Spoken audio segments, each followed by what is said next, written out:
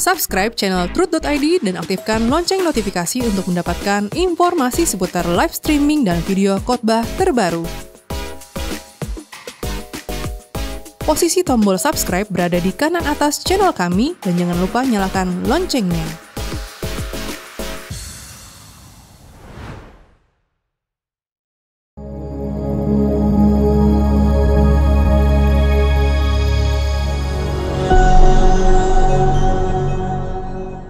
Shalom Bapak Ibu Saudara yang terkasih dalam Tuhan Yesus Kristus. Kita berjumpa kembali dalam ibadah tengah minggu Rehoboth Church. Mari kita persiapkan diri kita untuk mendengarkan kebenaran firman Tuhan. Karena itu mari kita bersatu di dalam doa. Bapa, kami kembali datang di hadirat-Mu Tuhan. Kami mau bersyukur buat segala sesuatu yang Engkau izinkan terjadi dalam hidup kami. Bersyukur buat kesempatan bernafas dan hidup yang Tuhan masih berikan bagi kami. Tuhan, saat ini kami mau datang ke hadirat-Mu. Layakan setiap kami untuk ada dalam hadirat-Mu yang kudus. Kami mau mempersembahkan hidup kami Bapa. Bantu kami Tuhan supaya hidup kami layak jadi persembahan bagi-Mu.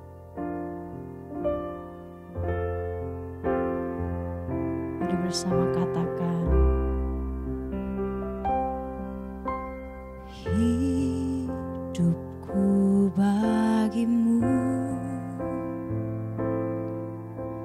jiwaku milikmu, ku serahkan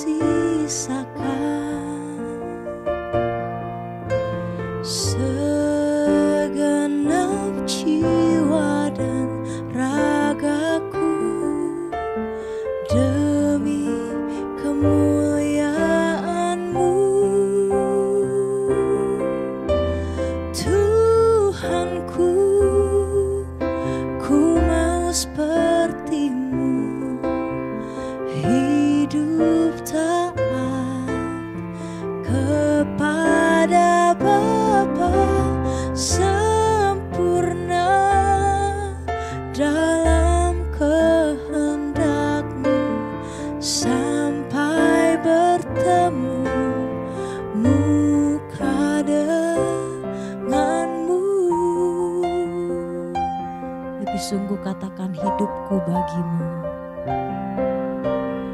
Hidupku bagimu,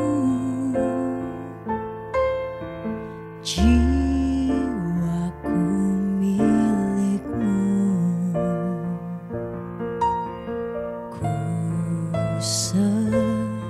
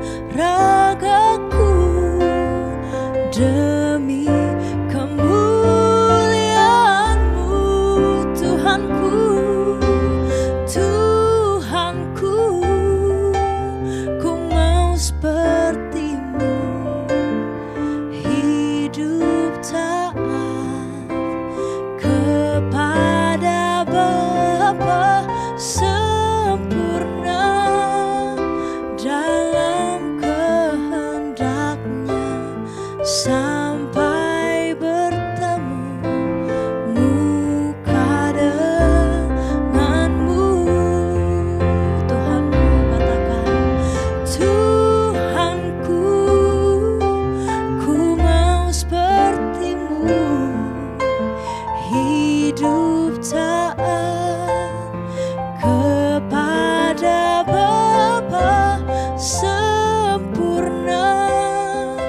dalam kehendaknya sampai bertemu muka denganmu.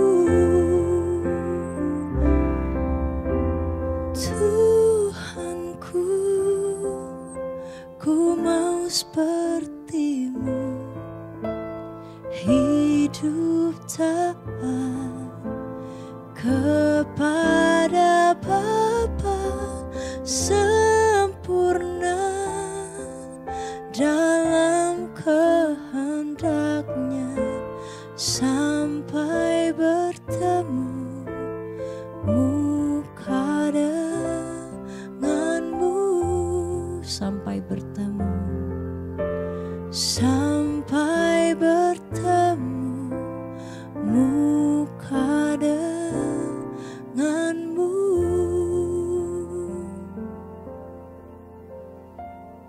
Kami mau belajar taat Tuhan, mengiringmu sampai akhir hidup kami. Ampuni ketidaktepatan kami. Kami sering hidup sembarangan dan suka-suka sendiri Tuhan. Tapi mulai saat ini kami mau berjuang ikut Engkau, ikut jejakmu, ikut arahan dan tuntunanmu Bapa. Bantu kami Tuhan, supaya kami dapat setia sampai akhir. Ku mau ikut Yesus, Tuhan dan Rajaku, walau sukar dan berat jalan salibmu. Di sisimu Tuhan, dalam penderitaan sampai kemuliaan bersamamu Tuhan. Ku mau ikut Yesus, Tuhan dan Rajaku, walau sukar dan berat jalan salibmu. Di sisimu Tuhan, dalam penderitaan sampai kemuliaan bersamamu Tuhan. Ku mau ikut Yesus, Tuhan dan Rajaku, walau sukar dan berat jalan salibmu. Di sisimu Tuhan, dalam penderitaan sampai kemuliaan bersamamu Tuhan. Sampai kemuliaan bersamamu Tuhan. Sampai kemuliaan bersamamu Tuhan.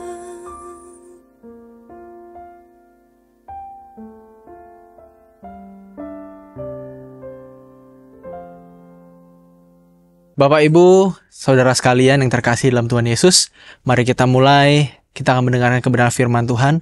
Kita siapkan hati kita dengan berdoa bersama. Mari kita berdoa. Kami bersyukur Bapa untuk kesempatan yang Kau berikan melalui ruang virtual ini. Bersama-sama kami mau belajar kebenaran-Mu. Buka hati kami, jadikan hati kami tempat yang subur untuk Kau tanami, sehingga kebenaran firman Tuhan ini berbuah dan memiliki efek atau dampak yang nyata dalam kehidupan kami dan juga orang-orang di sekitar kami, Bapak. Kami membuka hati kami menaruh konsentrasi kami dalam hadirat-Mu. Kami bersyukur dan berdoa. Haleluya, amin. Bapak, Ibu, saudara-saudari sekalian, mari kita buka satu bagian firman Tuhan di Amsal pasalnya yang ke-30. Amsal pasal ke-30, ayat 8-9. Jauhkanlah daripadaku kecurangan dan kebohongan. Jangan berikan kepadaku kemiskinan atau kekayaan. Biarkanlah aku menikmati makanan yang menjadi bagianku. Supaya kalau aku kenyang, aku tidak menyangkalmu dan berkata, siapa Tuhan itu? Atau Kalau aku miskin, aku mencuri dan mencemarkan nama Allahku. Bapak, Ibu, saudara-saudariku sekalian, kalau kita sepintas membaca ayat ini, kita akan mendapatkan satu kesan, yaitu kesan ini adalah sebuah perasaan yang kayaknya nggak mungkin deh. Sepertinya tidak mungkin orang tidak meminta untuk menjadi kaya dan juga tidak meminta menjadi miskin. Artinya ada di zona tengah ya, mediokritas ya. Tidak kaya dan juga tidak miskin, tapi menjadi orang yang sederhana. Rasanya agak jarang bisa ditemukan orang-orang atau semangat di mana orang itu tidak mengejar apa yang bisa lebih dia peroleh dari apa yang dia miliki hari ini. Pada umumnya Bapak Ibu Saudaraku sekalian, orang pasti punya pikiran untuk memperoleh lebih dari apa yang dia miliki hari ini. Ingin lebih terkenal, ingin lebih kaya, ingin lebih luas relasinya, ingin lebih punya banyak aset, dan sebagainya.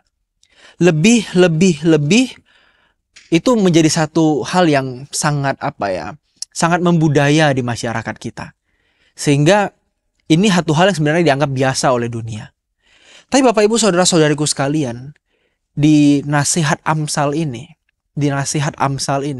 kita menemukan sesuatu yang menurut saya cukup langka, yaitu orang yang meminta untuk hanya memiliki apa yang dia butuhkan.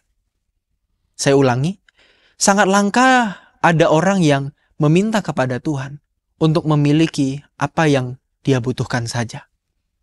Karena pada dasarnya tadi seperti saya katakan, manusia itu mencoba untuk memiliki lebih.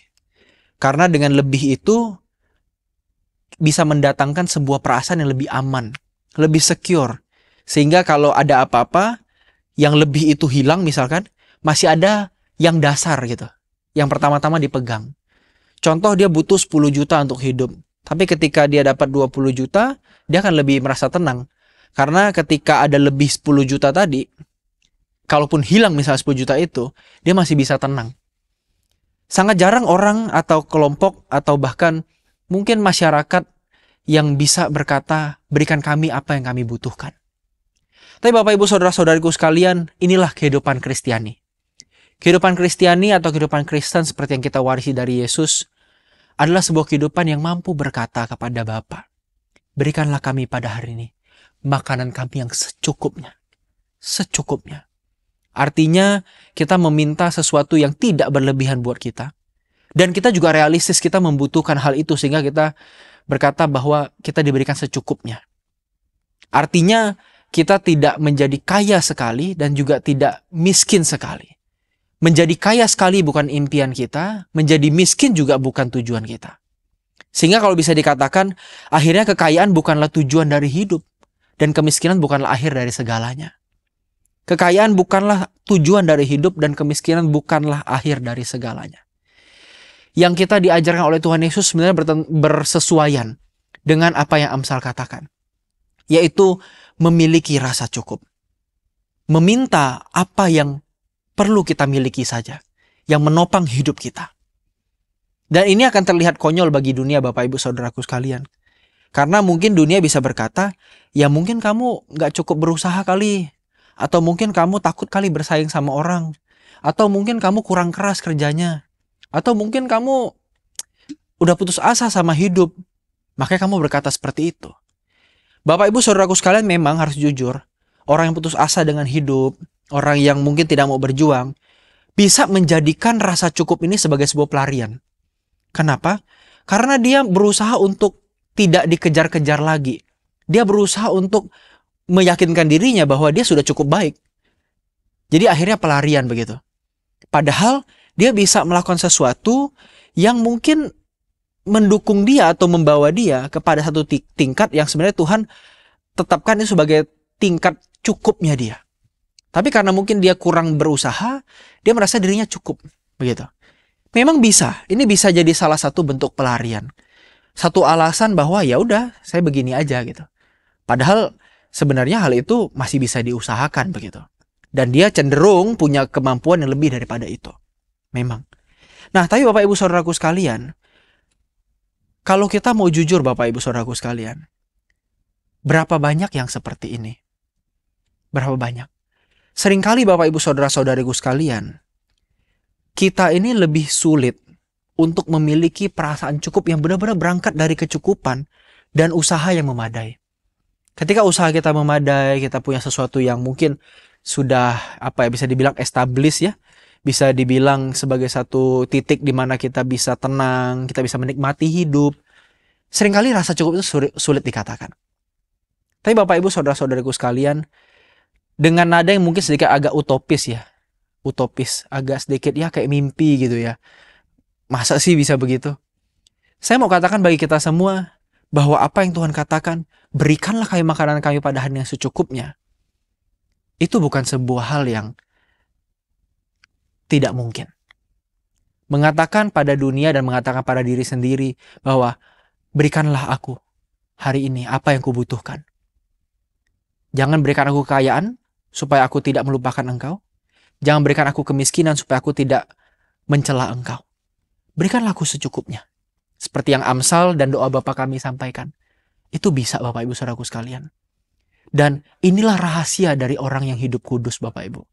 Orang yang hidup seperti Yesus adalah pertama-tama orang yang punya rasa cukup dengan apa yang dia peroleh hari ini. Bukan berarti kita tidak boleh memperoleh lebih. Tapi kita tidak mencari. Di sini masalah sikap hati Bapak Ibu. Di sini masalah sikap hati. Apa yang masih kita kejar? Apa yang masih menjadi pencapaian kita? Apa yang kita sebut sebagai produktif? Ini yang jadi salah satu masalah kita hari ini. Dan saya tawarkan kita hari ini Bapak Ibu, saudara-saudariku sekalian, untuk melihat hidup, untuk melihat apa yang bisa kita capai sebagai satu standar yang harusnya apa yang kita miliki saja untuk kita bisa menjalani hidup. Lebih dari itu milik orang lain. Itu kepercayaan Tuhan yang dipercayakan Tuhan, yang harus kita pertanggungjawabkan kepada Tuhan. Tapi yang untuk kita percayakan kepada Tuhan, Tuhan berikanlah aku makananku yang secukupnya hari ini. Selebihnya hati kita nggak terikat atau nggak mencari hal itu. Nah, inilah salah satu mungkin pekerjaan rumah yang sangat berat bagi kita Bapak Ibu Saudaraku sekalian. Kita dilatih untuk punya perasaan yang selalu mencari lebih, selalu ingin lebih lagi. Ingin lebih berprestasi, ingin terlihat lebih hebat dari yang lain, ingin punya harta yang lebih banyak, ingin punya aset yang lebih besar. Selalu, apapun itu tidak hanya soal uang Bapak Ibu. Tidak hanya soal uang Bapak Ibu Saudaraku sekalian. Ada hal-hal lain yang kita anggap kita rasanya masih pengen lebih lagi. Seakan-akan kalau kita berhenti mencari hal itu, kita rasanya tidak produktif. Kita rasanya menyia-nyiakan waktu kita. Saya mau katakan Bapak Ibu Saudaraku sekalian, ketika kita bekerja, ketika kita melakukan sesuatu untuk apa yang Tuhan berikan, yang rasa cukup tadi, yang Tuhan tahu kita tuh cukupnya seberapa, di situ sebenarnya kita memperoleh yang Tuhan bilang sebagai damai sejahtera yang melampaui segala akal. Melampaui segala akal. Orang yang mau merasakan damai sejahtera yang melampaui segala akal, tidak akan bisa punya damai sejahtera itu kalau hatinya masih terikat sama apa yang orang lain kejar. Seperti apa yang dunia kejar kita mengejarnya, gak akan bisa ada damai sejahtera yang melampaui segala akal itu. Yang ada hanyalah damai sejahtera yang sesuai dengan akal. Artinya apa? Damai sejahtera yang juga dirasakan orang lain. Karena punya aset yang besar, karena punya kenalan yang banyak, karena punya kelengkapan hidup yang sama seperti orang lain pada umumnya, punya pasangan, punya anak, punya rumah, punya kehidupan yang dianggap wajar. Akhirnya damai sejahteranya tidak melampaui akal, tapi damai sejahteranya itu sesuai dengan akal, setara sejajar dengan apa yang dipikirkan oleh orang-orang pada umumnya. Dan untuk itu tidak perlu Tuhan sebenarnya. Karena banyak orang bisa punya kesejahteraan, punya damai yang dia usahakan sendiri. Tapi untuk masuk dalam damai sejahtera Allah yang melampaui segala akal, perlu usaha dari kita untuk membatasi diri. Membatasi diri terhadap apa yang bisa kita peroleh. Hari ini mungkin Bapak Ibu Saudaraku sekalian, kalau Anda misalkan Anda seorang anak muda begitu ya, mungkin beberapa teman sudah menikah, atau bahkan beberapa teman mungkin sudah punya anak begitu. Ketika kita mau menghidupi firman ini, memiliki rasa cukup ini, kita akan berkata pada Tuhan, hari ini cukup bagiku. Hari ini cukup bagiku. Tidak perlu membandingkan diri sama orang lain. Tidak perlu membandingkan diri dengan orang lain yang dianggap di masyarakat lebih beruntung. Memang mungkin orang akan tetap bilang bahwa orang yang punya rumah tangga, orang yang punya anak itu lebih beruntung ketimbang orang yang mungkin hidup sendiri begitu ya. Makanya ada yang sedikit bercanda ya. Ya kadang-kadang bercanda juga kelewatan sih ini ya. Ada sebutannya Jones ya kan. Jomblo ngenes gitu kan ya. Sering ditempelkan pada orang yang tidak punya pasangan padahal umurnya udah siap untuk berpasangan, bahkan udah punya anak harusnya begitu kan. Mungkin lingkungan akan tetap mencela kita, menuntut kita, mengejar kita melakukan hal itu. Tapi mari kita pikirkan kembali. Apa artinya kepenuhan hidup? Bukankah arti kepenuhan hidup itu ketika hari ini kita bisa menikmatinya dengan sukacita? Dan bukankah sukacita itu tidak ditentukan oleh apa yang kita miliki? Sukacita adalah pilihan. Bukan tentang apa yang kita miliki. Karena banyak orang tidak memiliki sukacita bukan karena kurang uang. Uangnya banyak. Tapi justru karena uangnya banyak itu dia nggak tenang. Banyak masalah. Entah masalah hukum lah, entah masalah politik lah, entah masalah ekonomi lah. Ketidakpastian, volatilitas pasar lah dan sebagainya. Wah, banyak sekali deh pokoknya.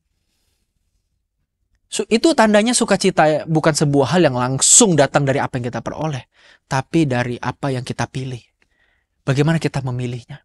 Dan kalau kita mau memilih untuk bersukacita, memilih untuk mendamai sejahtera, maka satu-satunya jalan adalah miliki rasa cukup dengan apa yang kita miliki hari ini.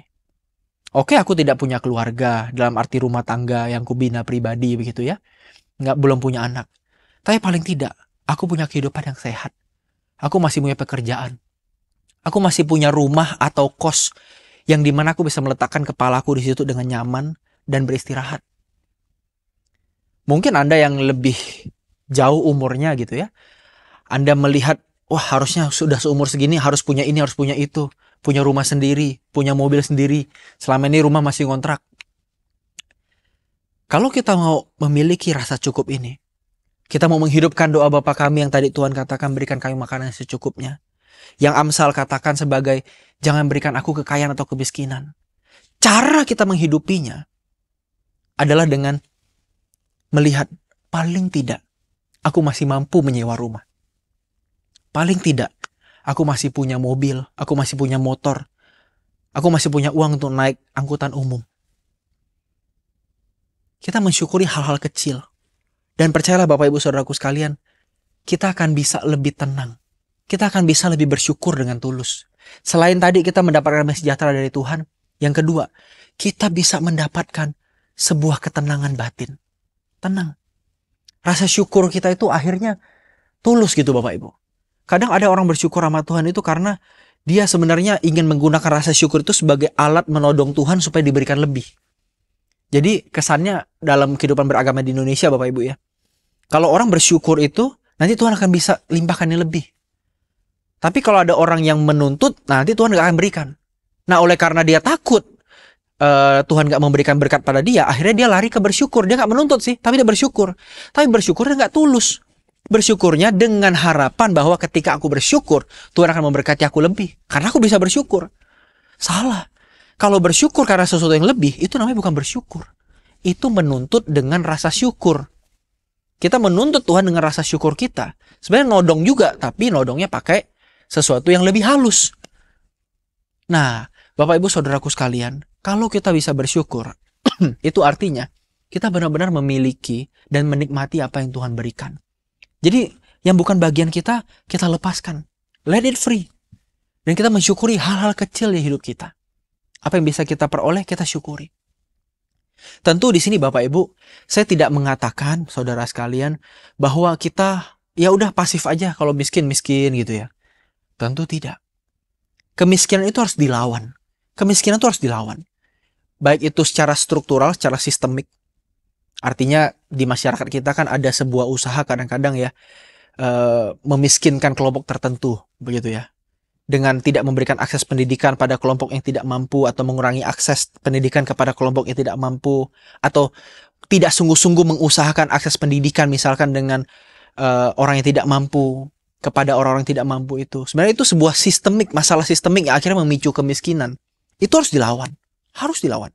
Apalagi kemiskinan yang berangkat dari masalah pribadi. Malas, tidak mau mengusahakan kesempatan. ingin hidupnya bergantung sama orang lain, ini lebih harus dilawan. Harus dilawan. Nah, tapi Bapak Ibu Saudaraku sekalian, kalau kita sudah berusaha maksimal, kita sudah berusaha sebaik mungkin, nikmatilah hasil usaha itu.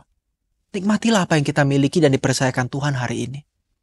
Tidak perlu merasa bersalah karena belum seperti orang lain. Milikilah rasa syukur karena kita tahu inilah bagianku hari ini. Inilah bagianku hari ini. Dan dengan demikian Bapak Ibu, Anda bisa dengan tulus berkata pada Tuhan, terima kasih Tuhan.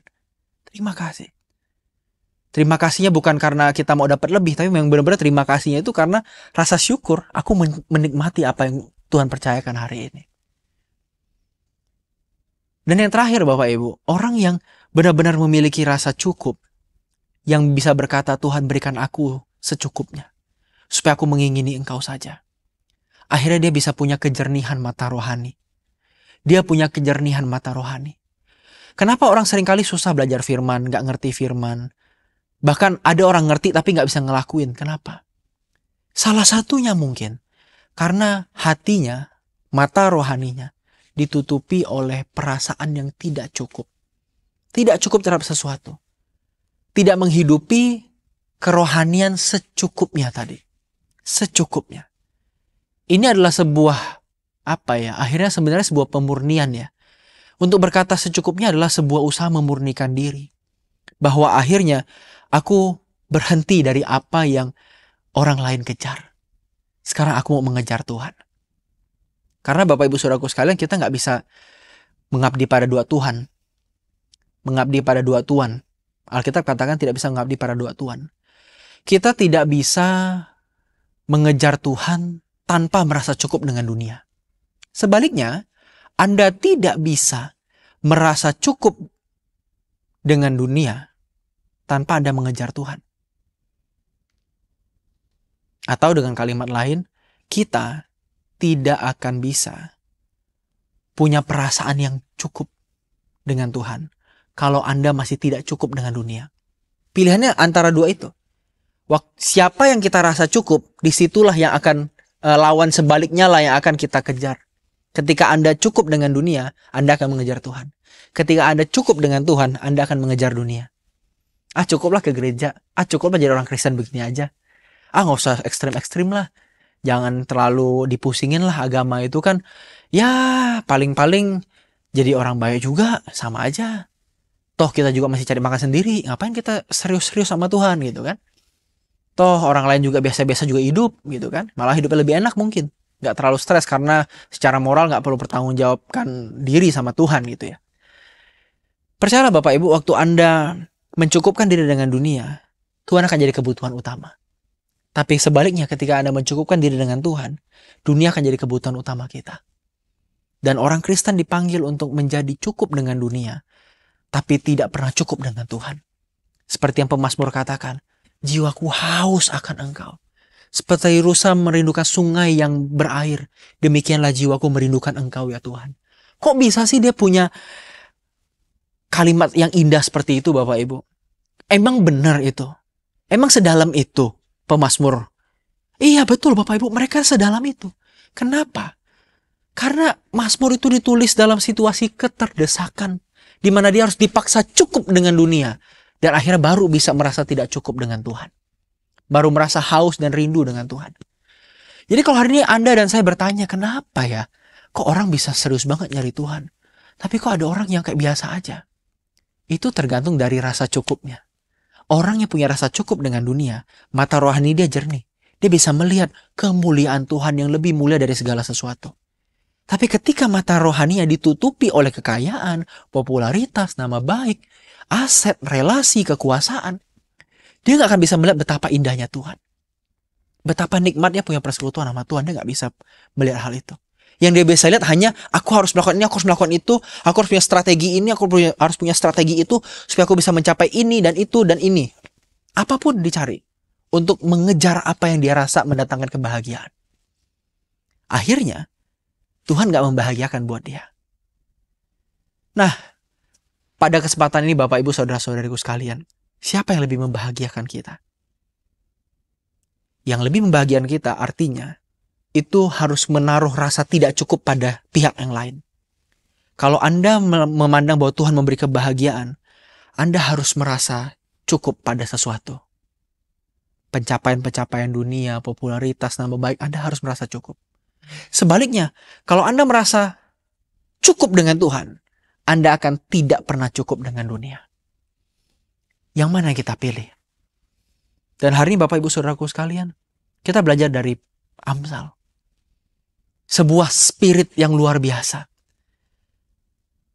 Sebuah spirit yang tidak mengabaikan tanggung jawab untuk bekerja, untuk berusaha supaya tidak miskin. Dan berkata pada Tuhan, aku perlu realistis, aku tidak boleh miskin supaya aku tidak mencela Engkau. Supaya aku tidak mencuri dan aku akhirnya mempermalukan Tuhan. Realistis nih satu sisi. Tapi sisi lain, Amsal berkata, jangan juga berikan aku kekayaan supaya aku tidak lupa Tuhan. Wow. Ini sebuah spirit secukupnya. Semangat secukupnya. Yang Tuhan Yesus dengungkan di Perjanjian Baru sebagai berikanlah kami pada hari ini makanan kami yang secukupnya. Beranikah kita mengambil posisi ini? Ketika dunia berlomba-lomba untuk menjadi kaya, beranikah kita bilang, Tuhan secukupnya saja. Secukupnya saja. Tulus tapi. Bukan secukupnya itu ya punya rumah 3, mobil 4, ya gaji ya 3 digit lah, ratusan juta begitu ya. Nah ini bukan Bapak Ibu. Yang namanya secukupnya itu tidak ada target. Di mana aku dipercayakan, di situ aku nikmati. Dan aku syukuri bersama Tuhan. Menikmati gak salah kok. Tapi kalau menikmati dengan hati yang terikat, itulah yang bermasalah. Jadi Bapak Ibu Saudara-saudari sekalian, firman Tuhan ini mengajarkan pada kita untuk benar-benar menghidupi rasa cukup. Secukupnya. Sebuah spirit atau semangat untuk tidak mengabaikan perjuangan hidup di mana orang harus berusaha supaya dia tidak miskin. Dia berkata pada Tuhan dengan realistis, Tuhan jangan sampai aku miskin. Berikan aku rejeki, berikan aku berkat, supaya aku bisa optimal di hidupku. Tapi di sisi lain, dia juga tidak minta, Tuhan kayakan aku, supaya aku bisa ini, bisa itu. Tidak. Tuhan, berikan aku secukupnya. Beranikah kita mendoakan doa ini? Sebuah doa yang sebenarnya membunuh diri ya. Membunuh diri. Karena di mana-mana itu orang, oke lah, minta tidak miskin ya itu semua orang juga melakukan. Tapi doa satunya lagi, Tuhan, jangan buat aku kaya. Jangan beri aku kekayaan.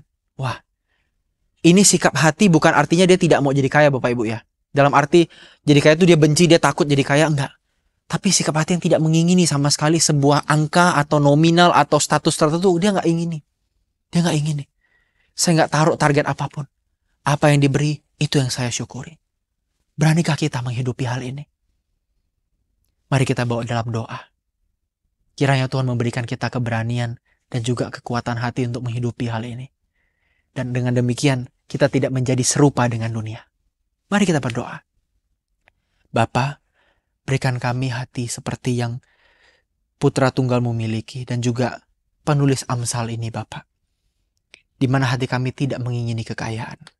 Kalaupun kami dipercayakan harta atau berkat yang lebih dibandingkan yang lain, biarkan hati kami tidak melekat. Biarkan hati kami tidak memiliki target. Target kami hanya satu. Bagaimana kami menyenangkan Tuhan dalam segala perkara. Terima kasih Bapak. Saya bawa semua pemirsa Truth ID dalam tangan-Mu. Tuhan yang berperkara, Tuhan yang memberkati mereka masing-masing. Dan setiap kami Bapak Engkau berkati. Kau lindungi. Dan suatu hari Bapak, ajar kami untuk benar-benar bisa merasakan Engkau. Lebih dari kami merasakan kebahagiaan karena apa yang bisa kami peroleh. Terima kasih Bapak. Kami bersyukur dan berdoa. Haleluya. Amin.